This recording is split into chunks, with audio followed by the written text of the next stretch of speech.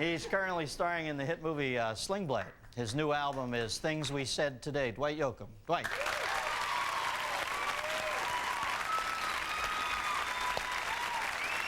Thanks, Ben. Dirty funny, also. Thank you, baby.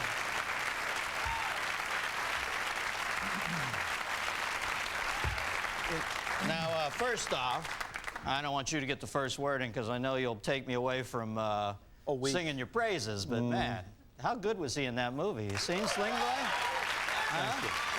Thank you.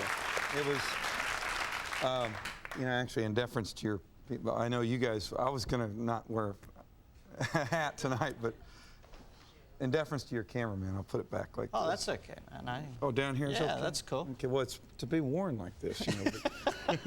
Now, tell me, coming from left field like that, did you ever you been studying to be an actor? I mean, God, well, just theater. You know, we talked a few years ago on the other show. I just done Red Rock West, a small part in that film that John Dahl did, and we were talking about just film noir and some things. And I had been involved in theater young, and I set it aside because I knew that after coming out here and doing a couple plays, that I controlled my destiny to a much greater degree with the guitar and my voice and what I did as a songwriter. So I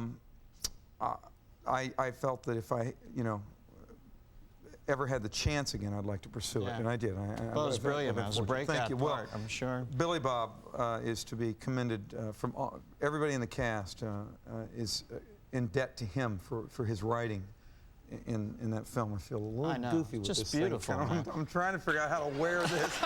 Wow. No, give me that Agarn thing again. Yeah, that corporate, yeah, exactly. Larry Storch is my acting idol. Now, now to some degree it's a stretch, but I did want to talk to you, and we had fashion on this week, I had you on. But then again, I thought it's not that much of a stretch because over the years you, i.e. the hat, have cultivated your own specific look. How did that come about? You know what, it was everybody asks about my jeans all the time. The jeans were literally, these are off the rack. They're just Levi's. Yeah, but I read the size in your notes. Are you kidding me on the waist size? No. What is the waist? These? Yeah. Well, they probably, over time, I'm sure they straight. They're 28-36. 28?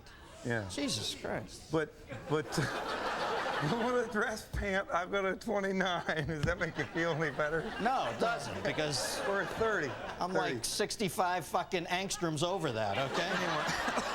But they're off the rack, so we don't take them in and never cut a hole in them or anything. And it was just, you know, Western fashion, what we were talking about in some of the discussions before the show, it's really an outgrowth of kind of utilitarian objects. The yoke, piping and stuff was representative of the gauntlets they wore to brand. You know, like if you, in your branding, you wear a leather gauntlet, so when you lay that iron across it and, you know, go right on through to the bone. Oh, really? Yeah. See, I had no idea that this, I just thought it was just some kind weird shit that Mel Tillis had on. But, yeah, well, yeah, Mel's piping kind of isn't, you know, kind of broken. Anyway, that was kind of a very obscure, what do you mean, oh? Like, it's a stuttering Mel joke. Thank you. Anyway, I didn't deliver it very well, but in keeping with, again, kind of stumbling through. No, it was so low key. It was low key. I thought it was. Yeah, that's the way to sell that joke. Well, thank you. Boy, it's a testy bunch in here, huh? Too. You just got to smack them around a little, huh? I take no shit. So, give me some more. You're talking about fashion coming from utilitarian sources. Thank you. All right. Yeah, well, you put me right back on attention there. Yeah, well. To the cue card. Thank you. Okay. Anyway, well, the heel, for example. Yeah. Like that I'm wearing was an outgrowth of it being a riding heel because it locked into the stirrup a little better. And the reason that they started with these, as they've been called, roach killer kind of toes, was it's an old Spanish boot tip that would go in and out of the stirrup quicker and easier. Now, you know, it's like a blocky kind of toe. It's a little tougher to get in and out. You have to kind of address the stirrup straight on. Did you do some thesis work on this, or what? Yeah, I kind of address the stirrup straight on with that. Wow, that is heavy stuff. Yeah. You should have a corncob pipe. Thank you. Yeah. Yeah. What about sports fashions? I know you're a big sports fan. Can you believe that some of was the only reason I brought this up to begin with, since we get to earlier in the week, was, you know, what I'm worried about are these kulaks are wearing in the NBA now. You know, it's like, doesn't that interfere at some point with the athleticism of these ball players? Like, they're down below their knees, and, you know, it's like movement's restricted.